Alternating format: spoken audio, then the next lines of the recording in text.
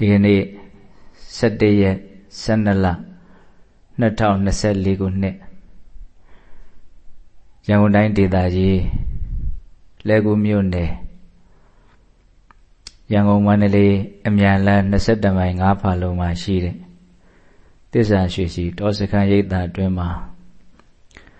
ဆွမ်းမြာဆက်ကလှူဒန်းကြရင်းဖြင့်ဘုန်းတို့အမြန်လမ်းကနေကျောင်းကိုလာတဲ့လမ်းခင်းတဲ့နေရာမှာ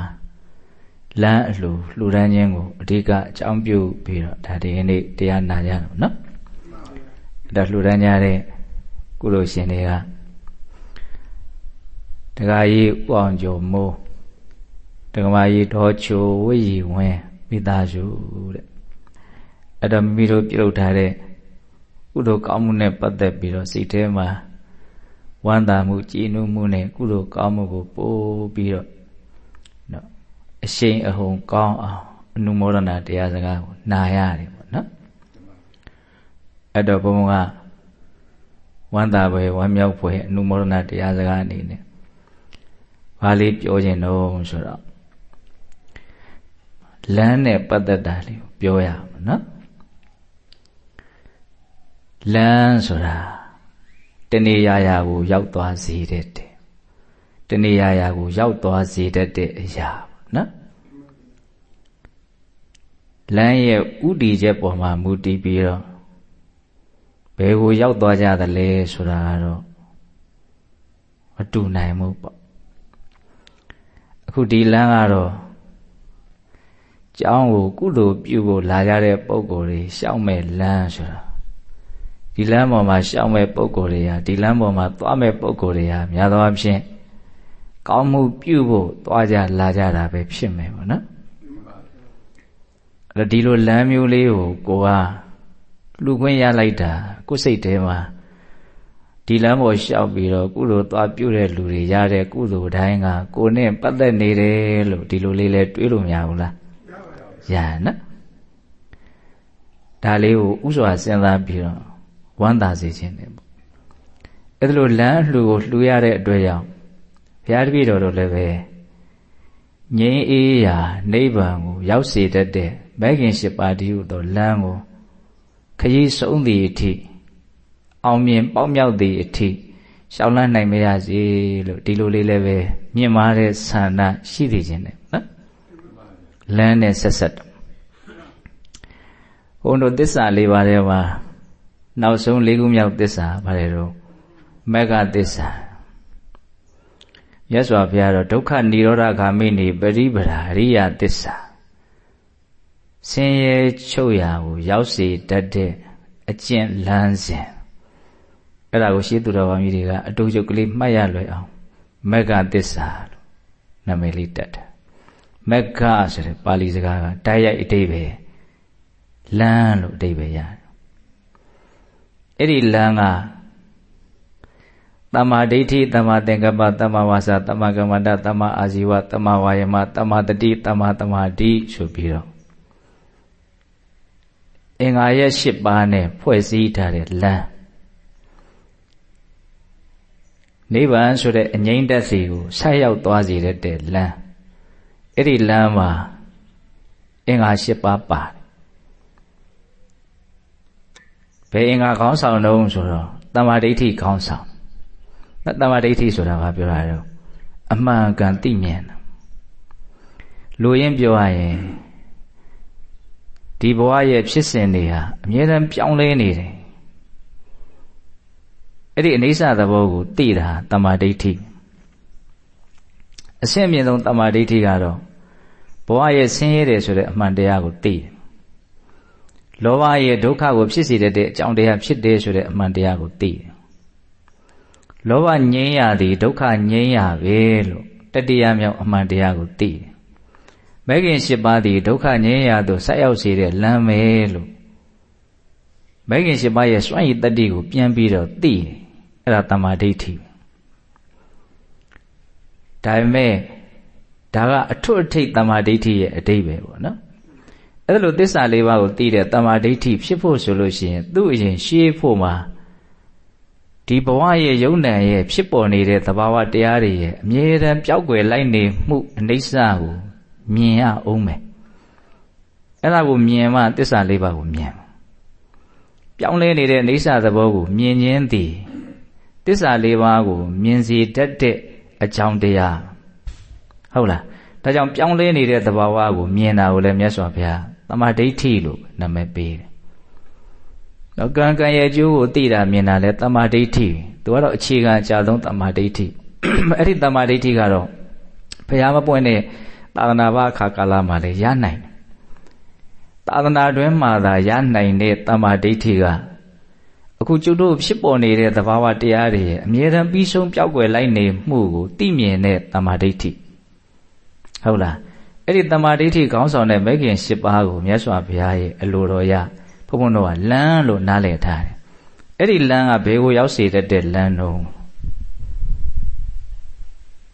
နော်ဒုက္ခនិရောဓစီကိုရောက်စေတယ်နိဗ္ဗာန်ဆိုတဲ့အသုံးအနှုန်း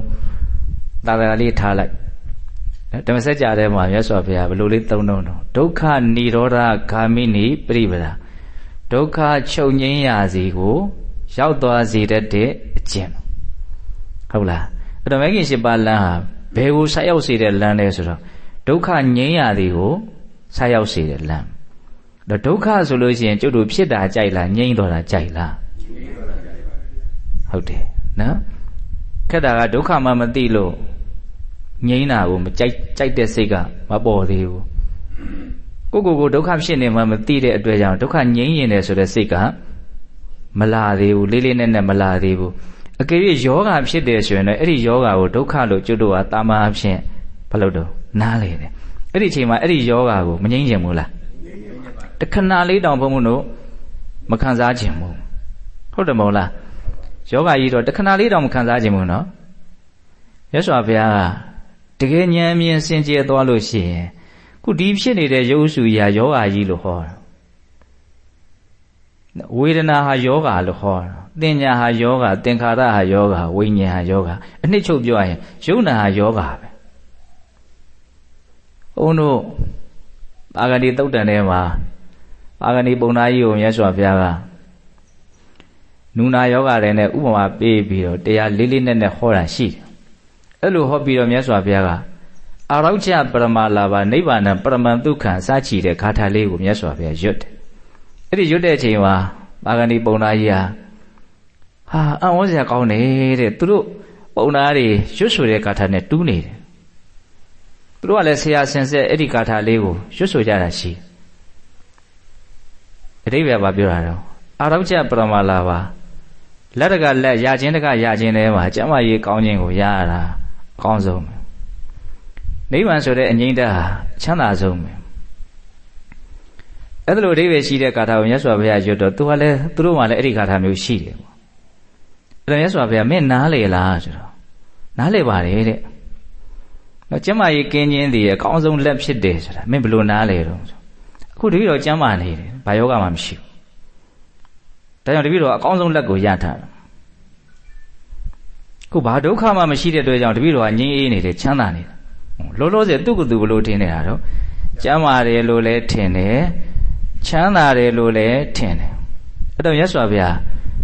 မင်းတို့ကဘာနဲ့တူလဲဆိုလို့ရှိရင်သူကန်းအစဉ်အတန်းကြီးလမ်းလျှောက်တာနဲ့တူတယ်တဲ့ရှေ့တုန်းကသွားတဲ့လူရဲ့ခပုံစကိုဆွဲပြီးတော့နောက်ကလူကလိုက်တယ်အဲ့ဒီလူရဲ့ခပုံစကိုနောက်ကလည်းဆွဲလိုက်တယ်ရှေ့တုန်းကသွားတဲ့လူကမြင်လားဆိုတော့မမြင်ဘူးနောက်ကလိုက်တဲ့လူကမြင်လားဆိုတော့လည်းမမြင်ဘူးသွားခြင်းကသွားပြီးတော့အစဉ်အဆက်မင်းတို့လက်ခံထားတဲ့နားလည်မှုတွေဟာအကုန်လွဲနေတယ်တဲ့တကယ်စင်စစ်ဒီဘဝဒီယုံနာဟာယောဂတုံးကြီးတဲ့ယောဂလို့ခေါ်တဲ့နေရာမှာရုပ်ကိုယ်သာလည်းယောဂလို့ခေါ်တာမဟုတ်ဘူးနာမ်ကိုလည်းယောဂလို့ခေါ်တာပဲကျွတ်တို့နားလည်လားအဲ့ဒါကိုနားမလည်ဘူးကျွတ်တို့ကအော်ဟစ်နေရမှာမအီမသာဖြစ်နေမှာအခါရအလွန်ခက်နေမှာယောဂဖြစ်တယ်လို့သိတာဒီတိုင်းလေးနေတာထိုင်တာလေးဖြစ်နေတဲ့အနေအထားကိုကျွတ်တို့ယောဂလို့ခံစားလို့ရသလားမရဘူးဒါပေမဲ့တတိပဋ္ဌာန်တရားကိုအားထုတ်လို့တကယ်တတိကောင်းလာပြီစိတ်အည်အသွေးမြင့်လာပြီဆိုလို့ရှိရင်ဒီယုတ်တန်တွေဖြစ်နေရတာယောဂသဘောပဲဆိုတာကိုတဖြည်းဖြည်းနဲ့ရိပ်မိနိုင်တယ် ကောင်းနေတဲ့သဘောမဟုတ်တတ်တာနေတဲ့သဘောမဟုတ်ဘူးလို့သူနားလေဟုတ်လားဘုံပြောတာကိုသဘောပေါက်လားမသိဘူးအဲ့တော့ယောဂဆိုတာရဲ့အပေါ်မှာနားလည်မှုအတိမ်အနက်ရှိတယ်ဆိုတာဘုံတို့သဘောပေါက်ရမယ်ကျွတ်တော့ဆေးရုံတက်ရမှာဆေးကန်းသွားရမှာယောဂဖြစ်တယ်လို့နားလည်တာဟုတ်လားတကယ်စင်စစ်အဲ့ဒါလို့ဟုတ်သလားမဟုတ်အမြဲတမ်းယောဂဖြစ်နေတယ်ဖခင်ကတော့ဘယ်လောက်ထိမြင်တော့ဆိုတော့ကိုတခဏမြနေကောင်းနေကြမ်းပါတယ်လို့ပြောခဲ့မှဆိုရင်ဒီလူဟာကိုယ်ခန္ဓာရဲ့အကြောင်းကိုမသိလို့ပြောတာတဲ့မိုက်မဲလို့ပြောတာဒီဖြစ်နေတဲ့သဘာဝကြီးဟာတခဏလေးတောင်ကောင်းတဲ့သဘောမဟုတ်ဘူးလို့မြတ်စွာဘုရားတော့အဲ့လိုမြင်သွားတာဟုတ်လားနော်အဲ့တော့ဘုန်းပြောရင်တာဘာတုံးဆိုတော့ဘုန်းတို့တွေဟာနော်ဒုက္ခនិရောဓဒုက္ခချုပ်ရာကိုနော်ဆိုက်ရောက်ခြင်းတဲ့စိတ်ရှိရမယ်ဒုက္ခချုပ်ရာကိုဆိုက်ရောက်ခြင်းနဲ့ဒုက္ခချုပ်ခြင်းတဲ့စိတ်ကလေးပေါ်ဖို့ဆိုရင်ဒုက္ခဖြစ်နေတယ်ဆိုတာကိုအရင်သိမှဒုက္ခချုပ်ခြင်းတဲ့စိတ်လာမှာနော်ဒုက္ခဖြစ်နေတယ်ဆိုတာမှမသိတဲ့လူဟာဒုက္ခချုပ်ခြင်းတဲ့စိတ်လာမလားစောတော့ပြောလို့ယောဂဖြစ်နေတယ်လို့မှမသိတဲ့လူဟာယောဂပျောက်ခြင်းတဲ့စိတ်ဘလို့လို့ပေါ်မလို့ဟုတ်လားအဲ့တော့ကျုပ်တို့သိတဲ့ယောဂလည်းအကျဉ်းသားယောဂတွေပဲသိတာဒီတိုင်းဖြစ်နေတဲ့ယောဂကိုမသိဘူးဟုတ်လားအဲ့တော့ဒါလေးတွေကိုအ ਨੇ ဆုံးတော့သိကျင်တဲ့စိတ်ကလေးတော့ပေါ်ပေါက်တဲ့နေလို့ဘုံကထင်တယ်ဟုတ်လားအော်တို့အမျက်တနိုးကိုးွယ်တယ်မြတ်စွာဘုရားဘဝယောဂကြီးလို့ဟောခဲ့တာဘလို့တော့တို့နည်းနည်းလေးတော့ပဲနည်းနည်းလေးလောက်ပဲဖြစ်ဖြစ်ရိပ်မိအောင်လိုအောင်မှဖြစ်မယ်ဆိုတဲ့အတွေးလေးတော့ဘုံကပေါ်စေခြင်းတယ်ပေါ့ဟုတ်လားအဲ့တော့ဘုံပြောနေတာဘာတော့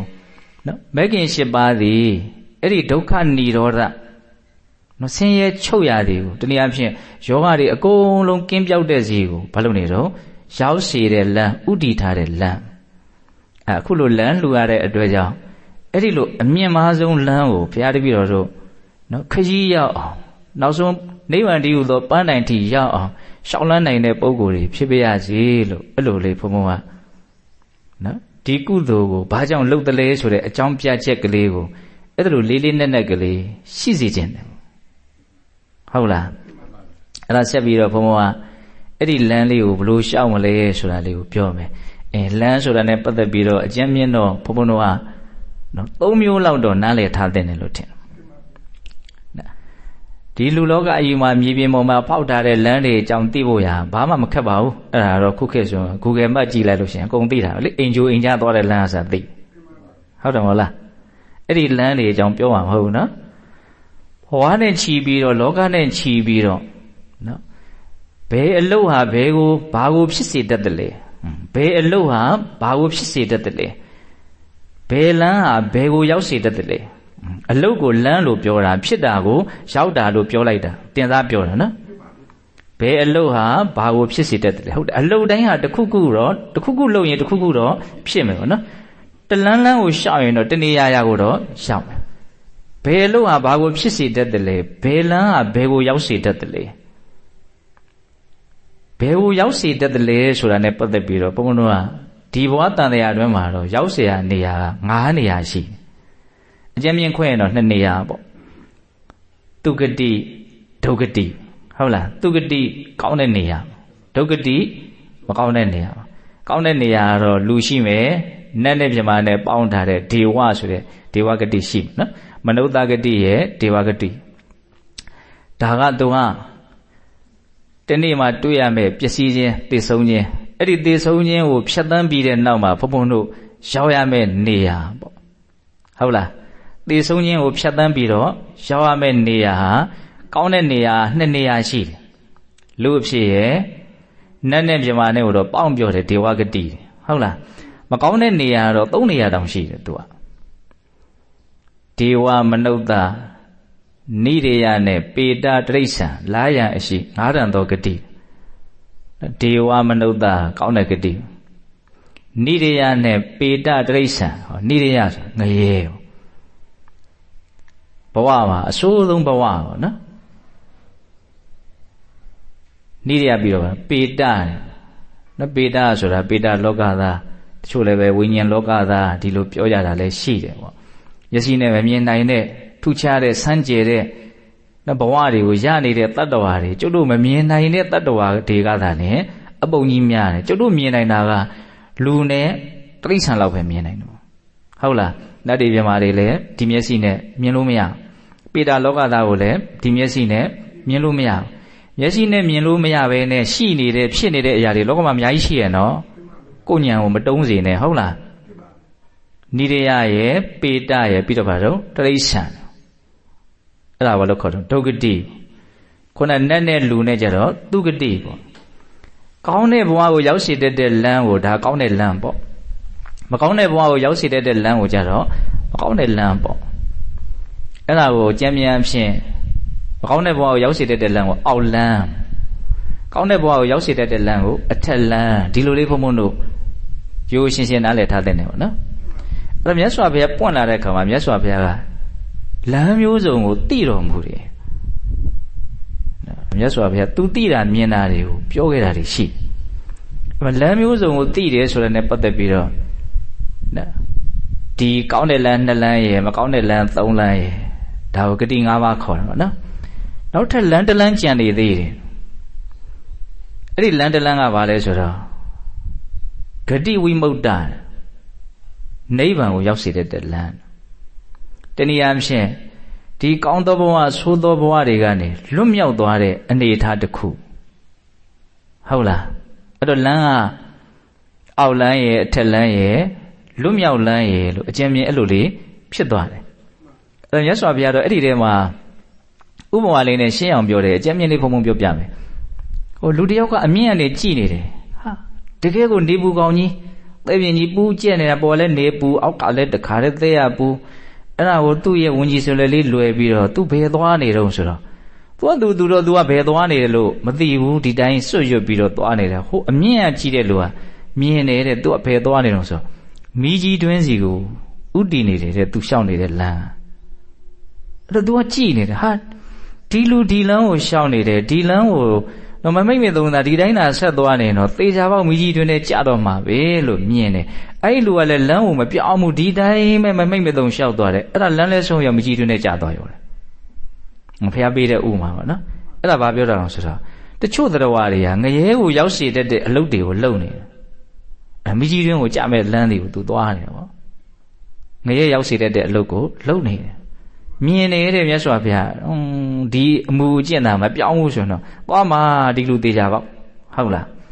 ငရဲပြည်ကိုမီးကြီးတွင်းနဲ့ဥမာပေးတယ်နောက်တစ်ယောက်ကတော့အဲ့လိုမဟုတ်ဘူးဘယ်ကိုဥတည်နေတော့သူ့လမ်းอ่ะဆိုတော့မစင်တွင်းစီကိုဥတည်နေတယ်အစင်တွင်းဆိုတာတိရစ္ဆာန်ဘဝကိုပြောတာဘာမှမစင်ကြယ်ဘူးသူတို့မှာကောင်းတဲ့စင်ကြယ်တဲ့စိတ်အလွန်ဖြစ်ခဲ့တယ်ကြည်နိုင်ခဲ့ခြင်းနိုင်ရစားလောကပေါ့နော်ဟုတ်လားပေတာလောကကြတော့မြတ်စွာဘုရားဘာနဲ့ဥမာပေးတော့ဆိုတော့အရိပ်ကျူးလို့ကျဲတဲ့ပဲရှိတဲ့အပင်ခိုနားเสียမရှိဆင်းရဲတယ်အဲ့ဒီကိုဥတည်နေတာနေဘူးလေဘူးမြေဘူးကနေလာရတာနားရမလားဆိုတော့မနားရဘူးရသောဖြင့်လူတွေတချို့သေတယ်ဆိုလို့ရှိရင်လေအဲ့လိုနော်ပေတာလောကကိုရောက်သွားကြတဲ့လူတွေတော်တော်များတာလေဘုန်းဘုန်းတို့ဘယ်လိုပြောမလို့အကြောင်းအကျိုးဆင်ခြင်ပြီးတော့ကြည့်ရင်သိနိုင်တာတွေရှိတယ်ပေါ့နော်အဲ့ဒါအလွန်မှအရေးအာဝါဒနေတဲ့တစ်ပင်အိုဒီကိုဥတည်ပြီးတော့သွားတယ်လို့ဘုရားအဲ့လိုမြင်တယ်လူဘဝကိုကြံတော့သူကအရေးကောင်းတဲ့တစ်ပင်တတ်တာကွင်းရှိတယ်ပေါ့ဟုတ်လားလူဘဝကတော့အရေးကောင်းတဲ့တစ်ပင်ဒီကိုဥတည်ပြီးတော့သွားနေတယ်လို့ပြောတယ်အနတ်လောကကိုကြတော့သူကပြတ်သက်ပုံပြတ်သက်ဆောင်ပေါ့သူပို့ပြီးတော့ဘာလို့လဲအဆင့်မြင့်သွားတယ်ပေါ့နော်အဲ့ဒီကိုဥတည်တဲ့အဲ့တော့ဒါကဥပမာ၅မျိုးပေါ့ဂတိ၅မျိုးပေါ့သောသောပြောခဲ့တဲ့နိဗ္ဗာန်ဆိုတဲ့နော်ဒုက္ခငြိမ်းရာအခုကျွတ်တို့ဒီဖြစ်နေတဲ့ယုံနာကဒုက္ခသဘောပေါ့နော်ကျွတ်တို့နားလဲတာနားမလဲတာကတပိုင်းပေါ့ဟုတ်လားကျွတ်တို့ကတကယ်ဖြစ်နေတဲ့အခြေအနေကိုနားလဲတာမဟုတ်ဘူးအပေါ်ယံနေလောက်ကိုပဲဘုံဘုံတို့ကနားလဲတာပေါ့နော်နဲ့နဲ့ဆိုင်ဆိုင်ဒီမှာဖြစ်နေတဲ့သဘာဝကိုဘုံဘုံတို့ကနားလေနိုင်တဲ့အနေအထားထိရောက်အောင်စိတ်အရည်အသွေးကိုမမြင့်နိုင်တဲ့အတွက်ကြောင့်ဒီစိတ်ကအဲ့ဒါကိုနားမလဲသေးဘူးဒါပေမဲ့လေ့ကျင့်မယ်ဆိုရင်တော့နားလည်နိုင်တယ်ဟုတ်လားတော့ကျွတ်တော့နားမလဲသေးတဲ့အတွက်ကြောင့်ဒီဘဝကိုဒီဖြစ်စဉ်တွေကိုဒုက္ခလို့မသိဘူးတကယ်တမ်းကဒါတွေကဘာတွေတော့ဒုက္ခပဲသူအပေပုံကိုမပြောတော့နဲ့လူဘဝနတ်ဘဝလည်းဒုက္ခပဲတကယ်ကငြိမ်းသွားမှအေးမယ်ပေါ့နော်အဲ့ဒီအငြိမ်းတဲ့အေးတဲ့ကိုဒါတင်စားပြောတာပေါ့လေနော်ဒုက္ခဘဝမီးဆိုလို့ရှိရင်နိဗ္ဗာန်ဟာနမီးငြိမ်းသွားတဲ့သဘော မိကပူတယ်မိငိမ့်သွားတော့မပူဘူးပေါ့မပူတာကိုပဲအေးတယ်လို့တင်စားပြောလိုက်တဲ့သဘောပေါ့အဲ့ဒီနိဗ္ဗာန်ဆိုတဲ့အငြိမ့်တက်ကိုရစီတတ်တဲ့ရောက်စီတတ်တဲ့လမ်းတစ်ခုရှိသေးတယ်လူတယောက်ကအဲ့ဒီကိုဥတီလျှောက်တယ်အဲ့ဒါတော့မြတ်စွာဘုရားဘယ်လိုဥမာပေးအောင်ဆိုသူကနေဘူးမြေဘူးကနေလာဘယ်ဥတီနေတာဆိုကြာမျိုး၅ပါးနဲ့ပြည့်စုံတဲ့အရေးအာဝါဒအလွန်ကောင်းတဲ့အေးတဲ့ရေကြည်တဲ့ရေချိုတဲ့ရေနဲ့ပြည့်နေတဲ့ရေကန်ကြီးတွေကိုဥတီနေတယ်အဲ့ဒီကြမှာကျတို့အစာပြေပါနော်ဟုတ်လား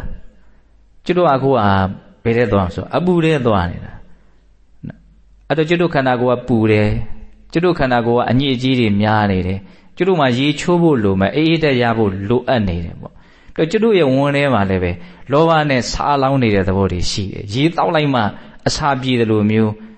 အငြိမ့်တဲ့ဆိုတဲ့နိဗ္ဗာန်ကိုမျက်မှောက်ပြုနိုင်တဲ့အနေအထားထိရောက်အောင်တရားကိုသိအောင်လုပ်နိုင်မှဒီစိတ်ဟာအစာပြေမယ်အလုံးထိနဲ့ဘုံဘုံတော့ဘာလို့အောင်တော့မြင်ရမယ်ပေါ့အဲ့ဒါဘာလမ်းလဲလို့မေးရင်လွတ်မြောက်လမ်းပေါ့ဒီလမ်းကဘဝနဲ့ချီပြီးတော့ပြောမယ်ဆိုလို့ရှိရင်ဘယ်နှလမ်းဖြစ်သွားတော့၃လမ်းပေါ့နော်အောက်လမ်းရဲ့အထက်လမ်းရဲ့လွတ်မြောက်လမ်းရဲ့အောက်လမ်းကို၃လမ်းအထက်လမ်းကို2လမ်းလွတ်မြောက်လမ်းပေါင်းမယ်ဆိုတော့6လမ်းရှိမယ်ပေါ့ဟုတ်ပြီနော်အဲ့တော့ဘုန်းဘုန်းတို့ဘယ်လမ်းကိုရှောက်ဖို့အရေးကြီးဆုံးလဲလို့မေးရင်လွတ်မြောက်လမ်းကိုရှောက်နိုင်ဖို့ကတော့အရေးကြီးဆုံးပဲဟုတ်လားလွတ်မြောက်လမ်းကိုအချိန်နဲ့မြတ်မရှောက်နိုင်ဘူးဆိုရင်ဂျာကာလမှာဘုန်းဘုန်းတို့ကအထက်လမ်းလေးတော့ရှောက်နိုင်ဖို့လိုမယ်ပေါ့အောက်လမ်းကတော့တတ်နိုင်တယ်မြတ်ဘာလို့ရမှာတော့ရှောင်ရမယ်ပေါ့ဒါဒီလိုလမ်းလူရတဲ့အတွက်ကြောင့်ဘုရားတပည့်တော်တို့ဟာအထက်လမ်းကိုရှောင်နိုင်မရစေကောင်းမှုတွေများစွာပြုနိုင်မရစေစိတ်ကောင်းနှလုံးကောင်းတွေများစွာမွေးမြူနိုင်ပါရစေဒီလိုလေးဆန္ဒပြုရပါနော်ဒါတွေမကဘူးဒီဒုက္ခဘုံကနေပြီးတော့လွတ်မြောက်မှုရသွားစေမယ်နော်အငြိမ့်တဲ့နိဗ္ဗာန်ကိုဆက်ရောက်စေတဲ့အမြင့်မားဆုံးလမ်းကိုလည်းပဲဘုရားတပည့်တော်တို့ရှောင်နိုင်ပါရစေဒီလိုဆန္ဒလေးဘုံဘုံကရှိစေခြင်းဒီလမ်းဆိုတာနဲ့ပတ်သက်ပြီးတော့လွတ်မြောက်လမ်းနော်စင်ကြယ်မှုနိဗ္ဗာန်ကိုရောက်သွားစေတဲ့လမ်းနော်ဒါလေးနဲ့ပတ်သက်ပြီးတော့လူလောကမှာအလွန်မှကြာဘူးနာဝများတဲ့ဒေသနာလေးတစ်ပုဒ်ခါထာလေးတစ်ပုဒ်ရှိတယ်သဗ္ဗေသင်္ခါရအနိစ္စယရာပညာယပတ္တိအထနိဗ္ဗိန္ဒတိဒုက္ခေဧတမေကောဝိတ္တုဋ္ဌိယသက်80 80အရွယ်တွေဆိုရင်သူတို့ငယ်ငယ်ကနာမည်ကြီးတဲ့ရွှေမန်းတင်မောင်တခြင်းရှိဒီဂါထာလေးကိုအခြေခံပြီးရေးထားနော်သဗ္ဗေသင်္ခါရအနိစ္စယရာပညာယပတ္တိအထနိဗ္ဗိန္ဒတိဒုက္ခေဧတမေကောဝိတ္တုဋ္ဌိယစင်စင်လေးတူတဲ့ဂါထာ၃ပုဒ်ဇက်တိုက်ဟောတယ်မြတ်စွာဘုရား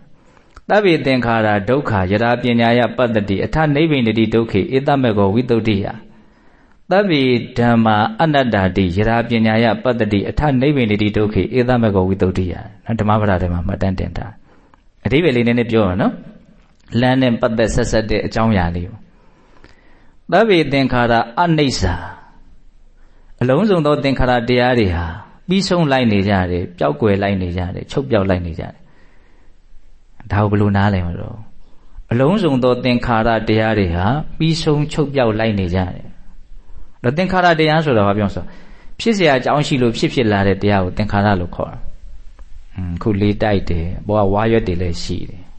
ကျတို့ကနားလည်းကောင်းတယ်ဆိုရှဲဆိုအတန်လေးကြားဖြစ်เสียအကြောင်းရှိလို့ဖြစ်လာတာဘယ်သူမှလှုပ်ထားတာမဟုတ်ဟုတ်တယ်မဟုတ်လားကိုဘုန်းကြီးကမိုက်ခရိုဖုန်းကြီးကင်ပြီးတော့ပြောနေတယ်အတန်ကအကျယ်ကြီးထွက်နေတယ်ဘာဖြစ်တော့ကြားရတယ်ဖြစ်လာတာနော်အဲ့ဒီကြားမှုကိုအခြေခံပြီးတော့ကိုနားလေတဲ့ဘာလာစကားဆိုတဲ့အခါကျတော့အတိပ္ပယ်တွေကိုအမျိုးမျိုးနားလည်မှုရှိသွားတာကောမရှိဘူးလား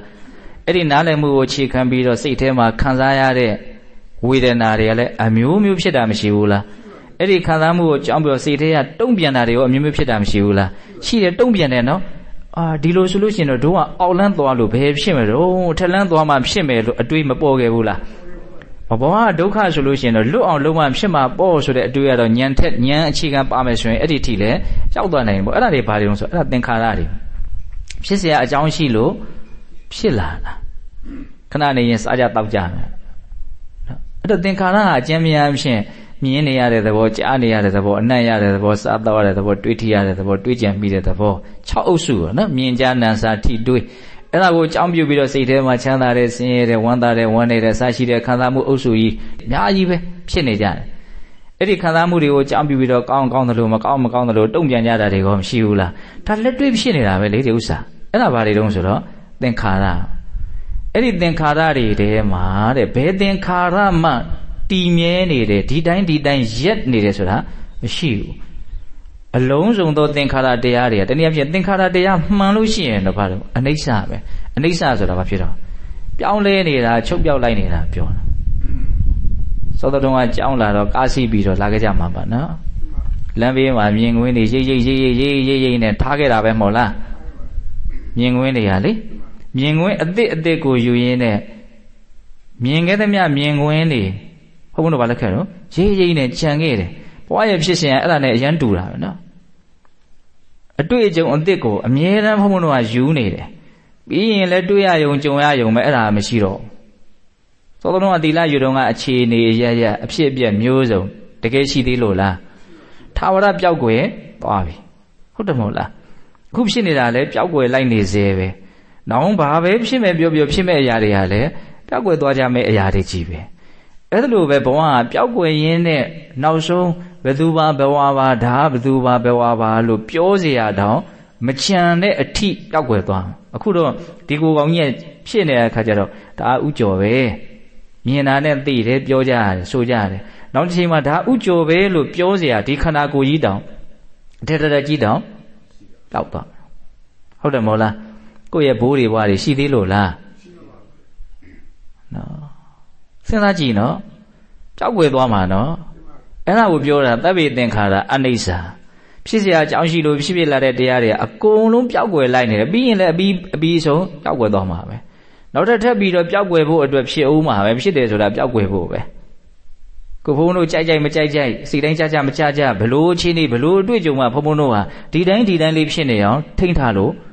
မရအောင်ဒီတိုင်းလက်လွတ်ဆုံးရှုံးသွားတာကိုပဲဘုန်းတို့ကြည်နေရတယ်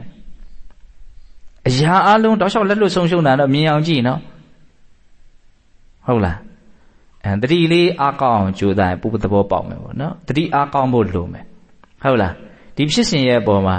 အာယုံစိုက်တဲ့အလေးအကျင့်လေးအားကောင်းလို့ရှင်ဘုံပြောတာကိုပိုရိပ်မိနိုင်တယ်ပေါ့နော်အကုန်လုံးဟာကြိုက်မကြိုက်ကောင်းဆူတွေ့ရယုံကြုံရယုံပဲတုံးတို့ဖြတ်တန်းသွားတယ်ခုနကားပေါ်ကနေဘေးဝဲရရှူရင်းတွေကိုကြည့်တယ်ဒီလိုပါပဲရိပ်နဲ့ပြီးခဲ့တယ်အဲ့ဒါမှပြန်ကြည့်ခြင်းလို့ရှင်နောက်ပြန်လှည့်ကြည့်ရင်မြင်ရသေးတယ်အခုတကယ်ဖြစ်စဉ်ကနောက်ပြန်လှည့်ကြည့်လို့တောင်မမြင်ရတော့နှုတ်ဆက်ချိန်တောင်မရှိဘူးတောက်လျှောက်ပြီးရဟုတ်လားအဲ့လိုနဲ့ကျုပ်တို့လုံးဝပျောက်ကွယ်သွားတဲ့အနေအထားကိုရောက်သွားအောင်ပါပဲဟုတ်လားဒီလိုဖြစ်စဉ်ကြီးကိုဘာပြောတာလဲသဗ္ဗေသင်္ခါရအနိစ္စသဗ္ဗေသင်္ခါရအနိစ္စယရာပညာယပတ္တိ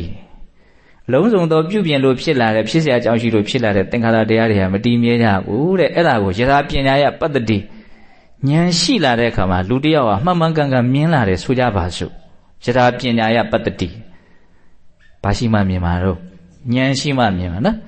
အဉာဏ်ကတတိအားကောင်းမှရှိမှာသူကတတိမရှိရင်ဉာဏ်မရှိဘူးဟုတ်လားဉာဏ်ရှိဖို့အတွက်တတိရှိရမယ်ခုဖြစ်နေတာကိုခုသိဉာဏ်ရှိမယ်နော်အဲ့လိုဉာဏ်ရှိရင်ခုနကတော့အနိစ္စကိုမြင်လာမယ်မြင်လာရင်ဘာဖြစ်မှာတော့တဲ့သဗ္ဗေသင်္ခါရအနိစ္စယရာပညာယပတ္တိအထနိဗ္ဗာန်တိဒုက္ခေအဲ့ဒါဆိုလို့ရှိရင်ဒီမကောင်းတဲ့ဖြစ်စဉ်ကြီးကိုစိတ်ဟာညှင်းငွေတယ်တဲ့ဒါတွေကကျွတ်တို့လွယ်ကူမရနိုင်တဲ့ဉာဏ်တွေပေါ့နော်ဟုတ်လားဖြစ်နေရတာကြီးကိုညှင်းငွေတယ်ရဖို့မလွယ်ဘူးအနိစ္စအမြင်တမ်းမှရမှာအဲ့ဒီဉာဏ်ရပြီဆိုရင်မြင်ရတာကိုလည်းညှင်းငွေတယ်ကြားရတာလည်းညှင်းငွေတယ်စိတ်ထဲတွေးနေရတာလည်းညှင်းငွေတယ်ခံစားနေရတာလည်းညှင်းငွေတယ်ဘာဖြစ်နေတာတွေအကုန်လုံးကညှင်းငွေစရာတွေကြီးလို့သူထင်းလာမြင်လာတယ်ပြောရရင်ဘဝရဲ့ပုံမှာညှင်းငွေတယ်ဘာလို့လဲဆိုအမှန်မြင်လို့ညှင်းငွေတာအမှန်ကဘာလို့ဆိုအနိစ္စပေါ့နော်ညှင်းငွေတဲ့ဉာဏ်ကိုအနိစ္စကိုအမြင်မတန်ပဲနဲ့မရနိုင်ဘူးဟုတ်လားအနိစ္စကိုအမြင်မတန်ပဲနဲ့ညှင်းငွေတယ်ပြောနေတာအဲ့ဒါသူနားမလဲလို့ရှောက်ပြောနေတာသူမဖြစ်ချင်တဲ့ကိစ္စတွေကိုသူညှင်းငွေတယ်ပြောနေတာဟုတ်လားနော်သူဖြစ်ချင်တဲ့ကိစ္စလေးဖြစ်ပြီဆိုတော့ညှင်းငွေသေးလားဘယ်ညှင်းငွေတော့ဟုတ်လားအခုအနိစ္စကိုမြင်လို့ညှင်းငွေတယ်ဆိုတာသူဖြစ်ချင်တာပဲဖြစ်မဖြစ်ချင်တာပဲဖြစ်ဘာပဲဖြစ်နေတာတွေအကုန်လုံးကအနိစ္စတူညီစွာပြောင်းလဲပြောက်ွယ်လိုက်နေတဲ့အတွက်ကြောင့်ဘယ်ကိစ္စကမှသူ့စိတ်ကိုကျဉ်းနှံ့မှုမရစေဘူးညှင်းငွေတယ်ပေါ့အဲ့ဒီလိုညှင်းငွေလာလို့ရှိရင်တဲ့ဧတမေကောဝိသုဒ္ဓိယ အဲ့ဒါဟာအလွန်စင်ကြယ်တဲ့နိဗ္ဗာန်ကိုရောက်စေတဲ့လမ်းပဲတဲ့ဟောဧတမဂ္ဂောဝိတ္တုဒ္ဓိယဧတဧသောဤရာသည်ဝိတ္တုဒ္ဓိယစင်ကြယ်ရာနိဗ္ဗာန်ကိုရောက်စေတတ်တဲ့မဂ္ဂောလမ်းပဲတဲ့မဂ္ဂဆိုတဲ့စကားလုံးလေးတွေ့ရနော်ပြန်ရှင်းမယ်နော်ဒီကာထာလေးကိုသဗ္ဗေသင်္ခါရအနိစ္စယရာပညာယပတ္တိအထာနိဗ္ဗိနိတိဒုက္ခေဧတမဂ္ဂောဝိတ္တုဒ္ဓိယ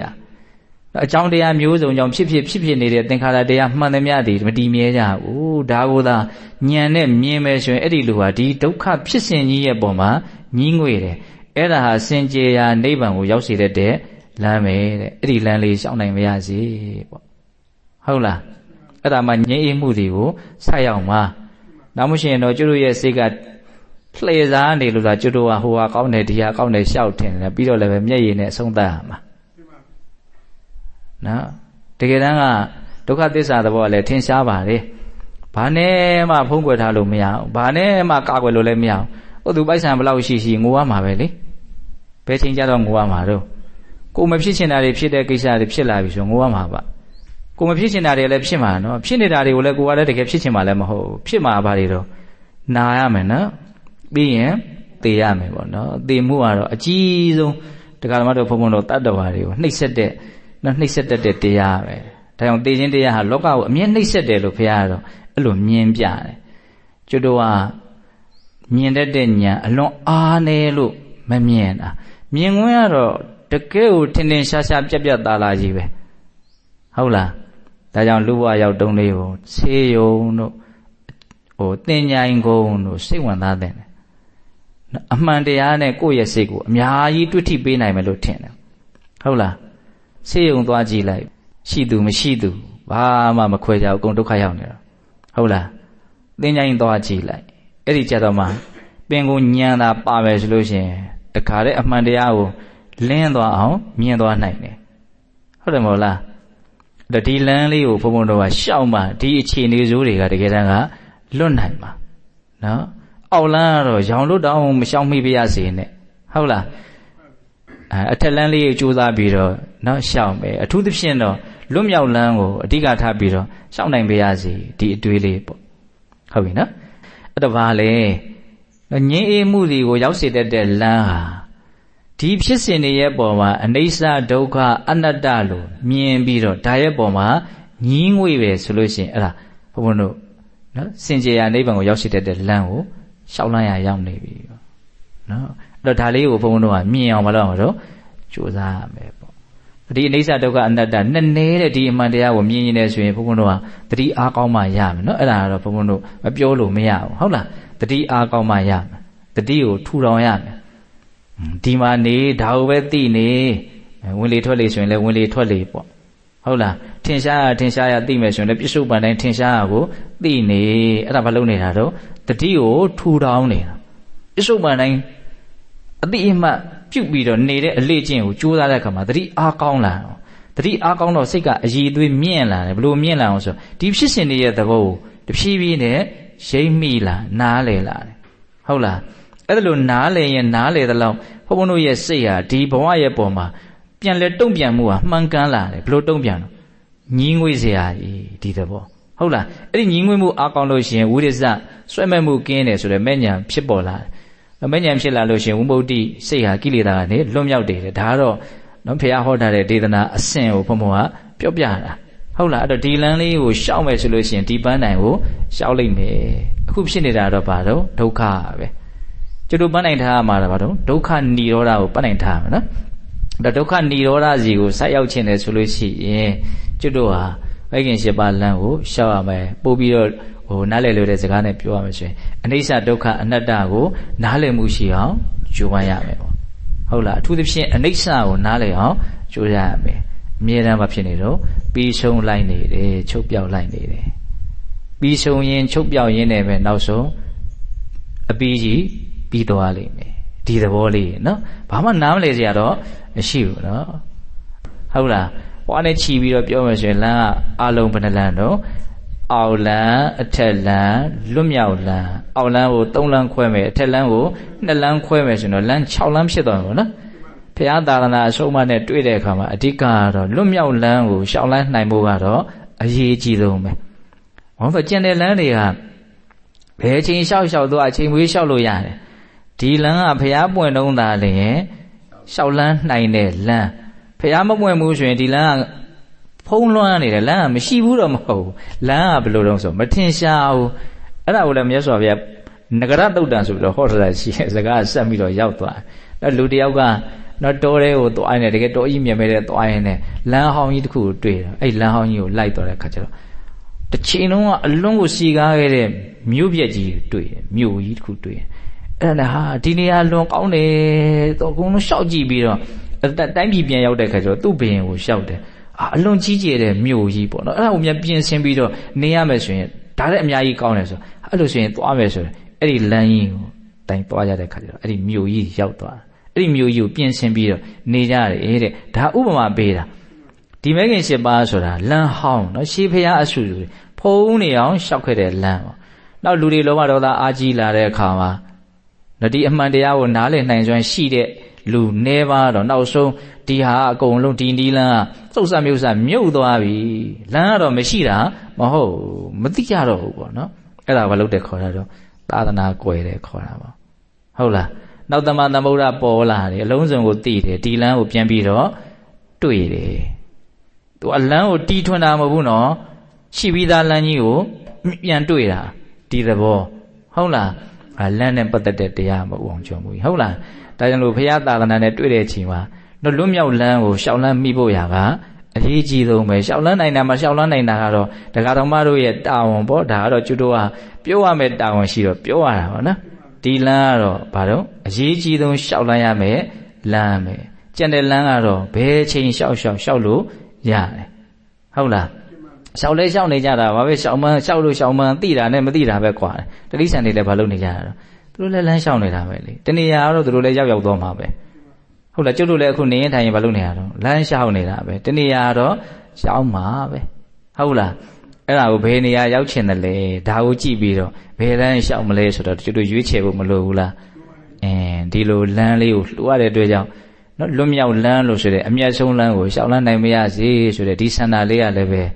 နော်အချို့ဘောတကားဆင့်ဆိုဗမာစကားလိုပေါ့နော်ကုသိုလ်ဘောကုသိုလ်ထက်ပြီးတော့ပုံလွှမ်းလိုက်တဲ့သဘောမျိုးလို့ဆိုနိုင်မို့လားဆိုနိုင်တယ်ဒါကြောင့်လွတ်မြောက်လမ်းကိုရှောက်လန်းနိုင်ကြတယ်သူတော်ကောင်းတွေဖြစ်ကြပါစေလို့ဘုန်းတော်ဆန္ဒပြုပြီးဒီကနေ့ပြုကြရတဲ့ကုသိုလ်ကောင်းမှုအစွတ်စွတ်ရဲ့စွမ်းတတ္တိကြောင့်ဖရာတပည့်တော်တို့သည်မဲ့ညာဘုညမျက်နှိပ်ပံကိုလင်းမြန်ထုတ်ချမျက်မှောက်ပြုရစေကုန်သောဟုပတ္တနာအောင်စုပြုကြကုန်ရာတည်း